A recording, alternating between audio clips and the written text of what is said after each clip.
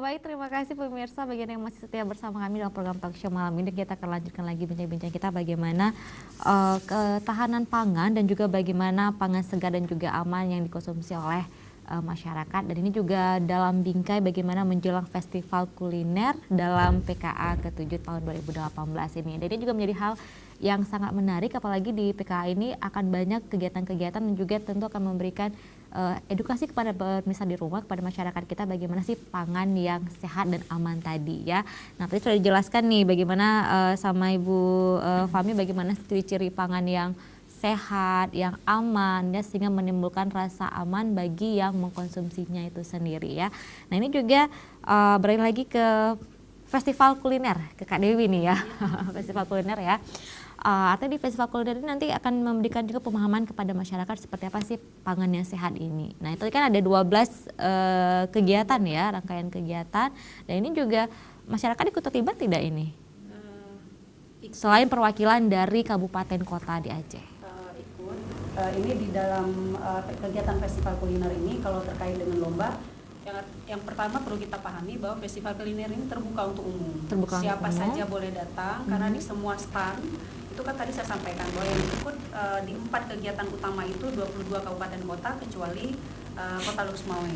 Nah mereka masing-masing kabupaten kota buka stand namanya pameran kuliner tradisional. Jadi masing-masing kabupaten tuh menjual juga makanan-makanan tradisional khas masing-masing di stand mereka masing-masing.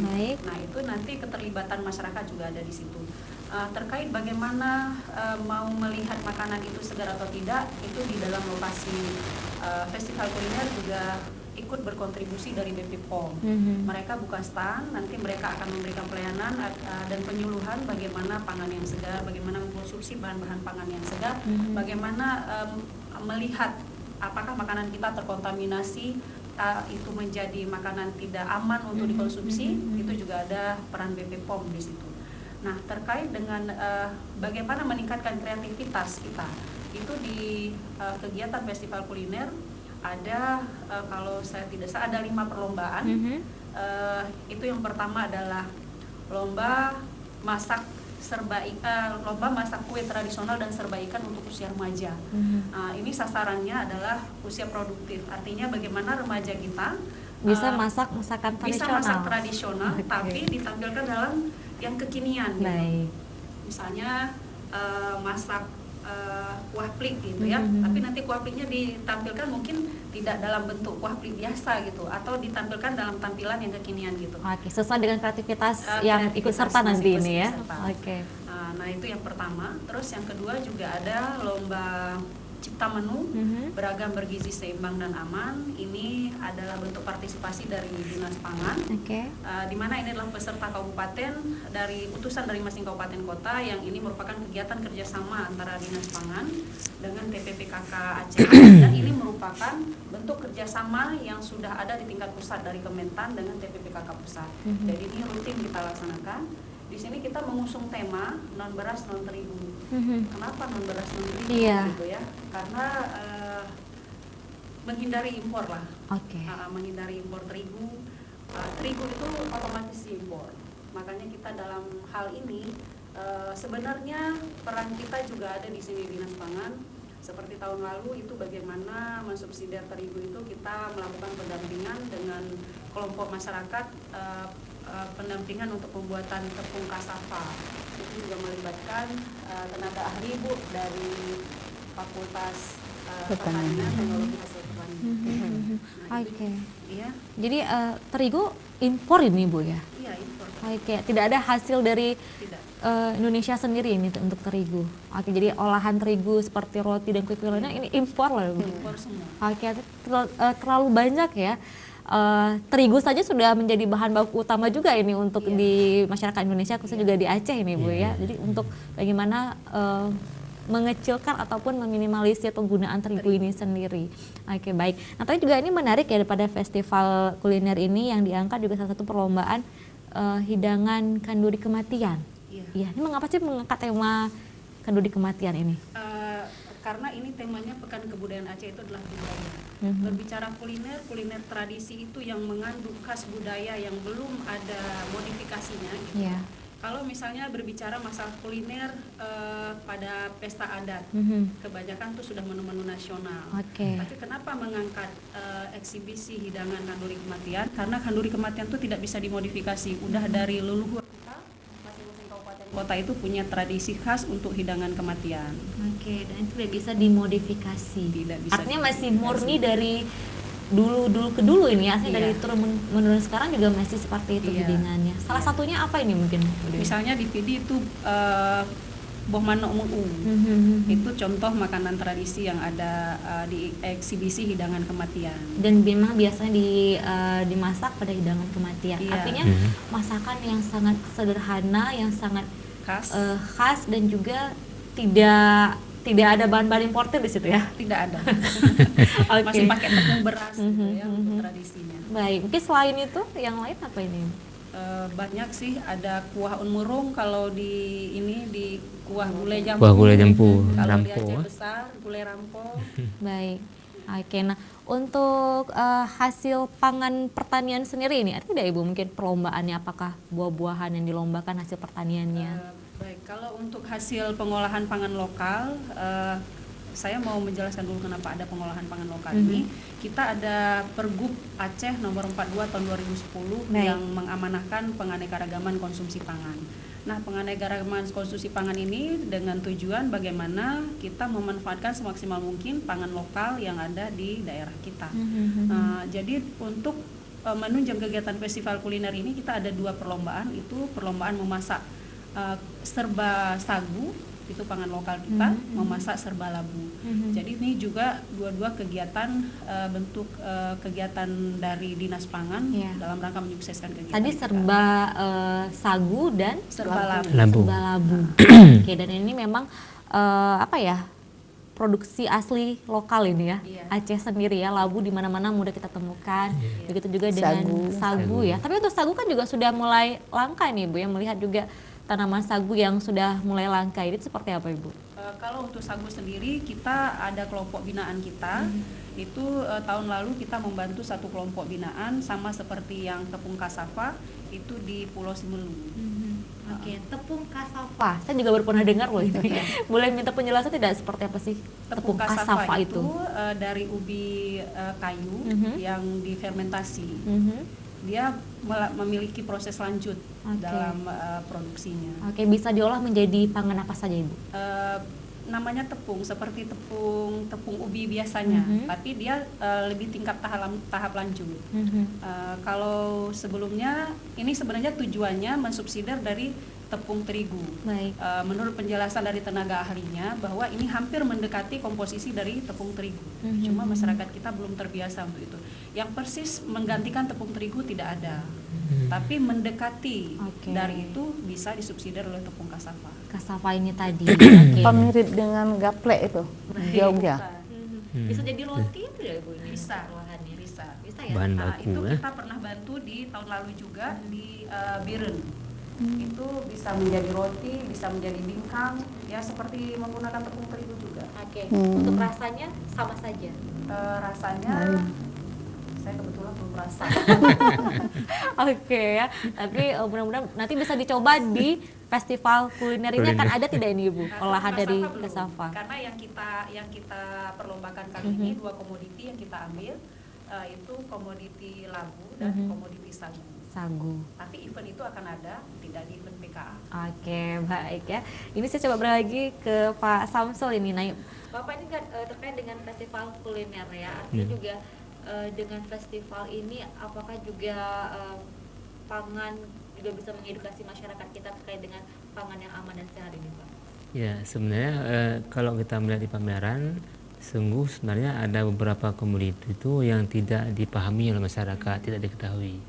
Nah, melalui pameran kuliner ini, kita akan melihat di sana bahwa betapa bagusnya hasil-hasil daripada pangan lokal yang belum tersentuh selama ini. Contoh misalnya seperti tadi ubi kayu, ya, dengan belum tersentuh, tapi dengan festival kuliner ini dia diolah menjadi makanan yang lezat begitu, yang juga nilai ekonomisnya menjadi lebih tinggi. Ini yang kita harapkan. Nah, Kemudian ada beberapa komoditi pangan lokal itu seperti sagu yang selama ini ditinggalkan memang. Ditinggalkan. Bahkan kalau kita lihat bahwa sagu selama ini kan sudah hampir punah. Nah, mereka lebih cenderung sagu itu mengambil daunnya untuk atap rombia, ya. Nah, tapi tanpa memperhatikan bahwa ada sebenarnya kandungan nilai gizi yang bagus di situ di batangnya itu.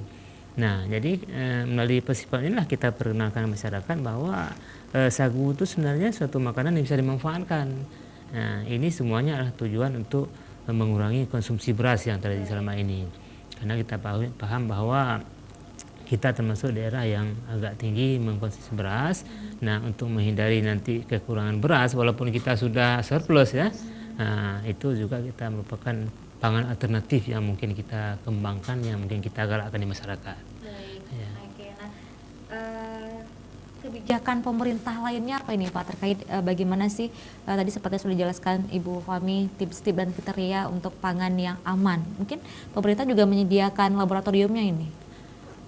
Ya alhamdulillah Dinas Pangan Aceh ini sampai saat ini sudah memiliki laboratorium bahkan sudah terakreditasi. Ya, ini sudah kita manfaatkan. Baik. Jadi beberapa daripada produk-produk masyarakat yang selama ini mungkin diragukan tentang kandungan residunya, kemudian mungkin akibat penyemprotan daripada pestisida, ini melalui lab yang ada sama kita itu sudah kita mulai selidiki, kita periksa. Bahkan kita sudah mengeluarkan sertifikat layak konsumsi. Baik. Yang terhindar daripada pangan-pangan yang terkontaminasi dengan bahan kimia. Ya. Oke, nah ini artinya tadi pemerintah juga sudah menyediakan satu laboratorium sertifikasi dan juga bagaimana menguji mutu dan juga keamanan pangan tersebut. Iya, benar. Nah mungkin ini juga untuk masyarakat kita ingin mengetahui bahwa hasil pertanian ini aman atau tidak itu sudah, apakah labelnya itu ada pada buah tersebut atau sayur tersebut atau bagaimana ini Pak? Iya, awalnya sebenarnya masyarakat, beberapa masyarakat menginginkan ketika hasil produk pertanian bisa diperjualkan keluar, ini salah satu persyaratan adalah ada sertifikasi.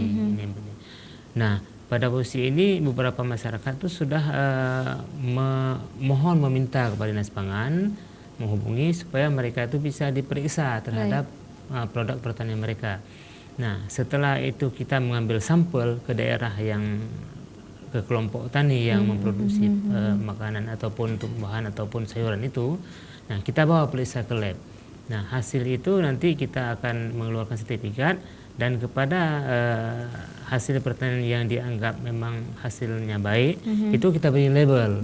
Nah, jadi dengan label-label stiker yang sudah kita ciptakan, itu punya nomor registrasi semuanya mereka itu bahwa makanan ini adalah itu sehat untuk dikonsumsi.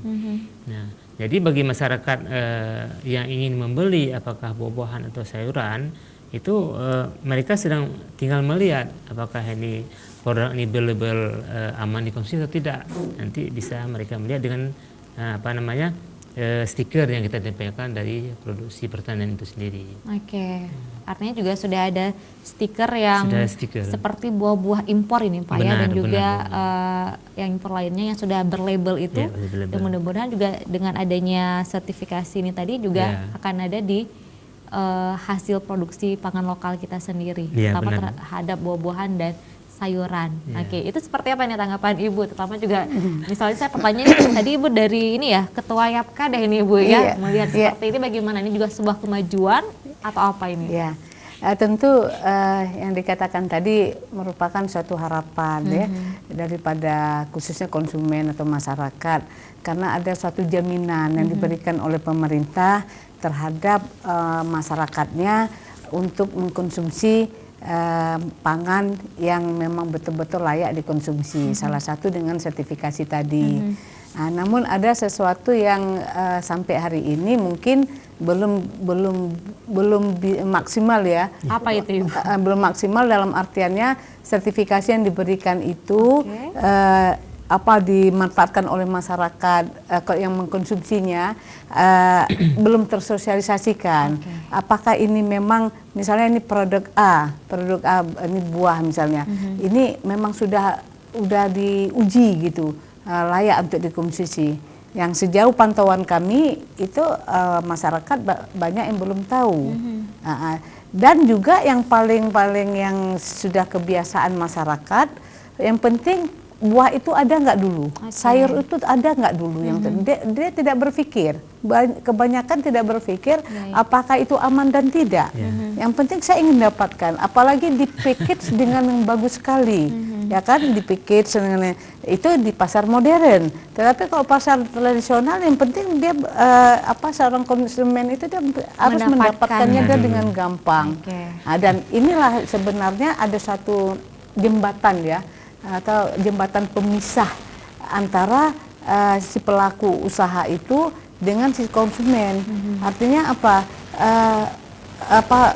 pemahaman yang diberikan kepada si konsumen itu semestinya harus sangat-sangat maksimal. Seperti tadi, kalau memilih sayur itu yang harus sudah disertifikasi atau seperti itulah. Tapi itu mungkin adanya di pasar modern ya Pak ya, mungkin terjual.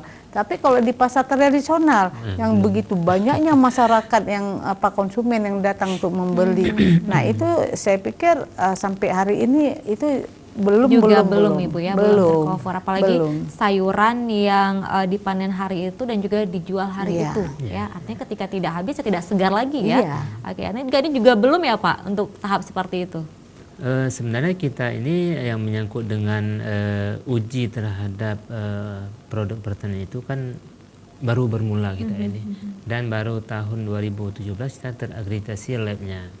Nah, memang itu akan kita lakukan secara pelan-pelan, secara perlahan. Nah, terhadap pasar-pasar tradisional yang memasarkan buah-buahan itu belum terjangkau ke sana kita. Kita baru terjangkau terhadap buah-buahan ataupun pengusaha pertanian yang mereka ingin memperjualkan, mungkin apakah ke supermarket ataupun mengirim keluar, baru tahap itu. Tapi juga mudah-mudahan lebih tercover di yang tradisional ini ya, karena memang transaksi yang tradisional lebih banyak ya Bapak. Nah makanya si masyarakat itu harus menjadi cerdas. Cerdas artinya bukan berarti murah itu dengan harga murah itu aman, baik untuk dikonsumsi. Belum tentu mahal itu juga nggak bagus. Jadi memang harus seperti itu. Nah sekarang kita melihat pengawasan lagi. Bagaimana pengawasan beredarnya pangan-pangan yang seperti kita sebutkan tadi, pangan segar. Nah itu kalau dituntut oleh masyarakat melihat harus teliti sebelum membeli. Bagaimana dia teliti? Ilmu nggak punya pada masyarakat kebanyakan. Ya itu. Jadi apa ini yang harus kita berikan kepada masyarakat kita agar jadi masyarakat yang cerdas, artinya punya ilmu terhadap apapun pangan yang dia konsumsi ini Ibu. Jadi pertama, kalau menjadi konsumen cerdas itu, si konsumen itu harus melihat dulu ada nggak label seperti Pak Sambul katakan tadi, label. Label itu menunjukkan komposisi. Ada tuh juga menunjukkan bahwasanya telah diuji, kan seperti itu. Nah setelah itu juga yang paling penting adalah si konsumen itu membutuhkan itu yang dibutuhkan, bukan berdasarkan keinginan. Ya, nah setelah itu bukan yang paling penting harus cintai produk lokal, petani kita. Karena sekarang kan kondisi beda, ada pasar. Ya, sekarang pasar global. Siapapun boleh memasukkan barang. Sekarang kita nggak usah katakan di pasar tradisional atau pasar modern itu bisa tercover, bisa terawasi, bisa terlah. Tetapi yang kita melihat yang datang dengan mobil, ya, bawa sayur-sayuran, bawa ini. Nah itu bagaimana kita bisa, sementara masyarakat senang, yang bawa yang jualan di pinggir-pinggir itu yang datang itu kan dengan mobil-mobilan itu kan banyak buah-buahan itu. Nah itu saya hanya ingin bertanya siapa yang bertanggung jawab di sini. Baik. Itu artinya juga masih banyak tugas pemerintah juga ini Iya. Pak ya. Saya melihat begini Bu, ini ada dua sisi memang yang harus kita membenah. Baik. Nah, yang pertama sisi pemerintah itu punya kewajiban untuk mengawasi itu. Ini yang pertama. Yang kedua juga sisi pemerintah harus banyak sosialisasi kepada masyarakat. Bagaimana cara memilih pangan yang sehat, Baik. yang aman dikonsumsi. Ini saya melihat di kita ini belum begitu kental terhadap sosialisasi itu sendiri. Nah, ini.